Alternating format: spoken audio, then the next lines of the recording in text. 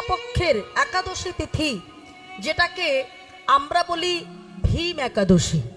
কি মায়েরা, আমরা কি পালন করি? অনেকেই একাদশীটাকে যেমন গরুর পুরাণে বলছি ভৈম একাদশী, আবার এটাকে আমরা ভীম বলি আর কি, ভীম একাদশী। বা অনেকে দেখবেন জয়া একাদশী বলে।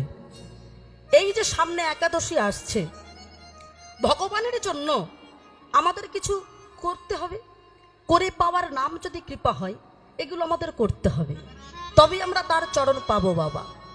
তাহলে একাদশী পালন করতে হয় কেন? একাদশীর আগের দিন আমাদের নিরামিষ আহার করতে হয়, যারা আর কি আমিষ আহার করেন আর কি তাদের ক্ষেত্রে। একাদশীর দিন তো উপবাস থাকেই, আর তার পরের দিন আবার আমাদের নিরামিষ আহার করতে হয়, এটা করা উচিত। তবে মায়েরা, আমাদের কটা একাদশী? মোট হলো বছরে 24টা একাদশী, মানে মাসে আমাদের দুটো করে পড়ে যায়, তাই তো? কোনো কোনো বছর কিন্তু বেড়ে যায়, যে বছর মল মাস পড়ে, হ্যাঁ, মল মাস কিন্তু 3 বছর অন্তর হয়, হলে সেই বছরে একাদশী বেড়ে যাবে। তাহলে বলছে দেখো, 24টা একাদশী সবার পক্ষে কিন্তু হয়ে ওঠে না, কিন্তু কিছু কিছু আমরা খনার বচনে, মানে খনা যে বচনটা দিয়ে গিয়েছিল, যে কথাগুলো বলে গিয়েছিল, যে অন্তত কিছু কিছু যতটা সংক্ষেপে, আমরা মানুষ তো খুব ব্যস্ত বাবা, মানে নিজেদেরকে নিয়ে বড় ব্যস্ত। তা দেখো, তোমাদের কর্মজীবনে যদি কিছু কিছু তোমরা কিঞ্চিত করতে পারো, সেটা কি খনার বচনেই বলেছে, শয়ন উত্থান পাশ মোড়া তার মধ্যে ভীমে ছোড়া, পাগলার 14 পাগলির 8, এই নিয়ে কাল কাট, এই 2 ছেলের জন্মদিন, এই যেন না হয় ভিন, এসব কিছুই যদি না পারিস, তাহলে ভগার খালে গিয়ে ডুবে মরিস। কথাটা বুঝতে হবে মা। বলছো দেখো, 24টা একাদশী না পারো, 4টে তো পারো। কি কি? শয়ন একাদশী, ওই যে বললো শয়ন উত্থান পাশ মোড়া তার মধ্যে ভীমে ছোড়া, তাহলে শয়ন একাদশী, উত্থান একাদশী, পার্শ্ব একাদশী, আর এই হলো এই যে ভীম একাদশী, হ্যাঁ, এই যে সামনে আসছে। তবে হ্যাঁ, এখানে কিন্তু অনেকের একটা ভুল সিদ্ধান্ত আছে মা। অনেকে মনে করে যে পঞ্চপাণ্ডবের ভিতরে যে ভীম ছিল, সেই ভীম মনে হয় এই একাদশীটা করেছিল। ভুল। এই একাদশীটা ভীমসেনী করিনি। তিনি করেছিলেন যে একাদশী, সেটা হলো জ্যৈষ্ঠ মাসের শুক্লা পক্ষের যে একাদশী তিথি, যেটাকে আমরা অনেকেই বলি পাণ্ডবা নির্জলা একাদশী। বুঝতে পারছেন? ওইটাই করেছিল পঞ্চপাণ্ডবের ভীম, কিন্তু এটা কিন্তু সেই একই নয়, এটাকেও বলে ভীম একাদশী। আমরা অনেকে এটাই পালন করি। তাহলে বলছে দেখো, 4টে একাদশী তোমাকে পালন করতে হবে। শয়ন উত্থান পাশ মোড়া তার মধ্যে ভীমে ছোড়া, মানে সবকটা না পারো, অন্তত 4টে করো। এবার বলছে পাগলার 14 পাগলির 8, এই নিয়ে কাল কাট। পাগলাটাকে মায়েরা, আমার মায়েরা যার মাথায় জল ঢালেন, হ্যাঁ হ্যাঁ, শিব ঠাকুর, মানে না বলতে পারলে সামনে বছর থেকে জল দেওয়া বন্ধ হয়ে যেত আর কি। হ্যাঁ হ্যাঁ, তাহলে এই যে ভোলানাথ সামনেই আসছে ফাল্গুন মাসে, তাই তো? এই যে ভোলানাথের মাথায় আমাদের জল ঢালতে হবে। পাগলার 14 মানে শিব চতুর্দশী পালন করতে হবে, আর একটা হলো পাগলির 8। তাহলে ভোলানাথের যদি শিব চতুর্দশী পালন করি, পাগলা যদি ভোলানাথ হয়, তাহলে পাগলিটা কে হবে? হ্যাঁ, মা দুর্গা।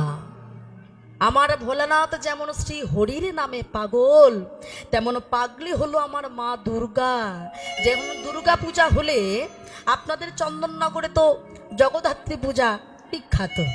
প্রথমে কৃষ্ণনগর ছিল, তারপরে চন্দননগরে আসলো, এর অনেক কাহিনী। হ্যাঁ, তাহলে এই যে মা দুর্গা রূপে তিনি যখন আসেন, এই মা দুর্গা পূজার সময় মহাষ্টমী ব্রত পালন আমরা করি, হ্যাঁ কিনা মায়েরা? করি তো?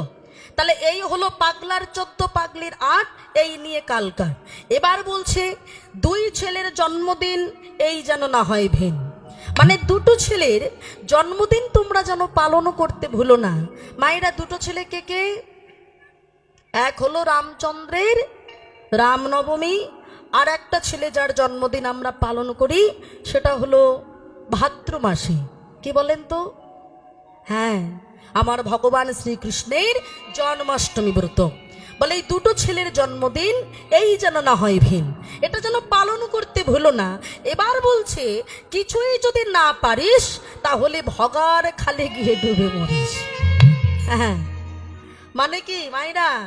বলে দেখো আমি যদি মনে করি একাদশীও করব না, কোনো পূজাও করতে পারবো না, কোনো উপবাস আমার দ্বারা হবে না, আমি শুধু খাবো দাবো আর ঘুমাবো, এটা যদি মনে করি, এই যেমন আজকে এখানে অনুষ্ঠান হচ্ছে, আমার গুরুদেবের এখানে যে অনুষ্ঠানটা আয়োজন করেছেন, বলে আমি এখানেও যাব না, মানে আমার অত সময় নেই আর কি, এটা যদি কেউ মনে করে থাকে তাহলে বলছে তাহলে কিছুই যদি না পারিস তাহলে অন্তত ভগার খালে গিয়ে ডুবে মরিস। ভগার খালটা খুব সামনেই আছে, মানে মা গঙ্গা। স্বয়ং ভগীরথের কথায় যেহেতু মা গঙ্গা তিনি মর্তে আগমন হয়েছিল, তাই মা গঙ্গার আর এক নাম হলো ভাগীরথী। হ্যাঁ, এই গঙ্গার জলে তোমাদেরকে ডুব দিতে হবে। তাহলে মায়েরা এই সামনেই আছে ভীম একাদশী, আগামীকাল একটা একাদশীর পরে আবার সামনে ভীম একাদশী, এগুলো আমাদের পালন করতে হবে। মা একটা কথা বলি মায়েরা, আমাদের প্রথম দরকার আমরা যাই করি না কেন ভগবানের চরণটা সরাসরি পাওয়া এত সহজ নয়। যদি পেতেই হয়, কথায় বলে যদি পেতে চাও কিছু তবে আগে হও নিচু। হ্যাঁ, তুমি নিচু হবে না, তুমি ভগবানকে পেয়ে যাবে। তুমি কখনো দীক্ষা নিলে না, তুমি কখনো গুরুদেবকে সম্মান জানালে না, তুমি সঠিক পথটা জানতে পারলে না, পিতামাতার চরণে কখনো প্রণাম করলে না, তুমি ভগবানকে পাবে? আজকালকার দিনে ছেলেমেয়েরা এখন আর পিতামাতার চরণে সকাল সন্ধ্যা প্রণাম করে? মা প্রণাম যদি করত তাহলে কখনো বৃদ্ধাশ্রম হতো না। কি বলেন? প্রত্যেকটা সন্তান যদি পিতামাতাকে ভালোবাসতে জানতো তাহলে এই কলিযুগের মাটিতে কখনো বৃদ্ধাশ্রমটা তৈরি হতো না। যত দিন বাড়ছে তত বৃদ্ধাশ্রম তৈরি হচ্ছে। কেন বলেন তো? আমরা আচার আচরণটা শেখাই না তাই। হ্যাঁ, আমরা সন্তানকে কখনো বলি না ছোট থেকে যে বাবা সবাইকে দেখলে, যেমন আপনারা গুরুদেবের আশ্রিত হয়েছেন বলে আপনারা সবাই ফোন করলেই বা কথা বললেই বলেন কি শ্রী গুরু জয়, বলেন কি না? হ্যালো বলেন? হ্যালো বলেন না, বলেন শ্রী গুরু জয় বলেন। আমরা যেমন অনেকেই বলি জয় নিতাই, হরে কৃষ্ণ, যে যেভাবে দীক্ষিত হয়েছেন আর কি, এগুলো আমরা বলে থাকি। আমাদের সনাতন ধর্মের মানুষের উচিত আমরা সেগুলো করি না। আমরা যেমন দেখবেন আমরা সন্তানকে শেখাই না যে বাবা তুমি যখন সেবা করতে বসবে তখন তুমি অবশ্যই ওই প্রসাদটা তাকে নিবেদন করে তারপরে তুমি সেবা করো, এটা শেখাই না। আমরা নিজেরাই সনাতন ধর্মের অনেক মানুষ জানি না যে আমরা যখন ঘুমোতে যাই ঘুমানোর আগে ওই বালিশটাই প্রণাম করতে হয়। কি মায়েরা, যারা প্রকৃত অর্থে সবকিছু মেনে চলে তারা ঘুমানোর আগে বালিশে প্রণাম করে বাবা। হ্যাঁ, ঘুমানোর আগে বালিশে প্রণাম করতে হয়। কেন? যদি বলেন ঘুমাবো তো আবার প্রণাম করার কি দরকার? মনে রাখবেন বালিশে কেন প্রণাম করতে হয়। যদি বালিশে প্রণাম না করে শোই তাহলে মনে রাখবেন ওটা জমের ঘরে মাথা দিয়ে শোয়া হলো। কেন? আমরা যখন ঘুমাই আমরা তখন কি চেতন অবস্থায় থাকি বাবা? অচেতন অবস্থায় থাকি। আমাদের ভিতরে ওই নিঃশ্বাস প্রশ্বাস একবার বেরোচ্ছে একবার আসছে, হঠাৎ যদি বেরিয়ে গিয়ে যদি আর না আসে বেটা কি করবেন তখন? তাহলে আমরা তখন অচেতন হয়ে ঘুমালাম। কিন্তু আমাদেরকে সেই মুহূর্তে আবার জাগৃত করেন সেই চৈতন্য, যিনি চেতনাটাকে ফেরত দেন। তাহলে মায়েরা আমরা যখন বালিশে শুতে যাব প্রণামটা করতে হবে কি? শ্রীপদ্মনাভায় নমো, পদ্মনাভায় নমো বলে প্রণামটা করতে হবে। কেন? পদ্মের উপরে কেনি অনন্ত কোটি শয়নে আছেন, অনন্ত শয্যায়। পদ্মের উপরে যিনি শুয়ে রয়েছেন অনন্ত শয্যায়, তিনি কে?